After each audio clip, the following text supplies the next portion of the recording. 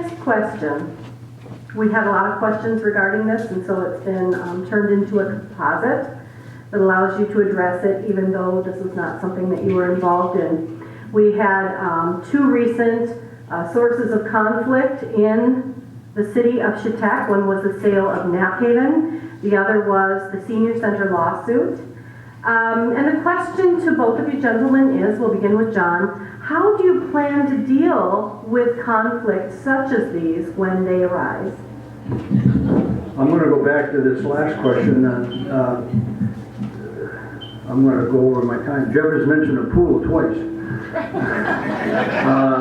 I think about 40 years ago at an annual meeting there was a vote to build a pool.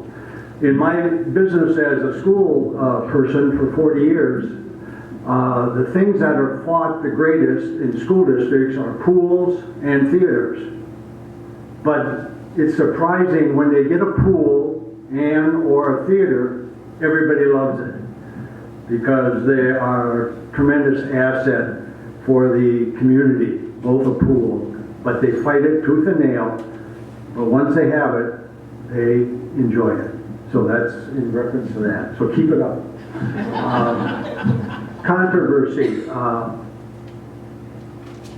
I would hope as mayor, if it comes to the council, and through all of my experience of my many meetings that I've attended in the school business and former mayor and county board, that I think you have to have a level of decorum in the meeting and monitor that and keep very close attention to what is going on.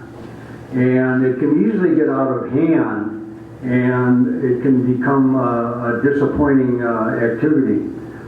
So I would put a lot of emphasis on being able to control the activity of the meeting and hopefully draw it to an adjournment quickly or take a break and hopefully everybody settles down.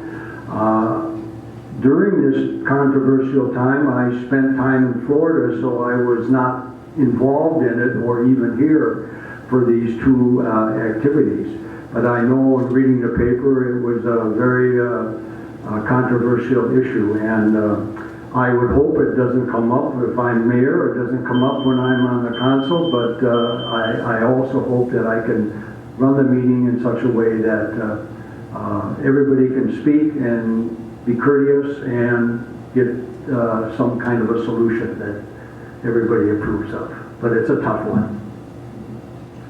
Back in '99, when the referendum passed successfully, at the very same time, the school board had to make the very difficult decision of laying off 8 staff members.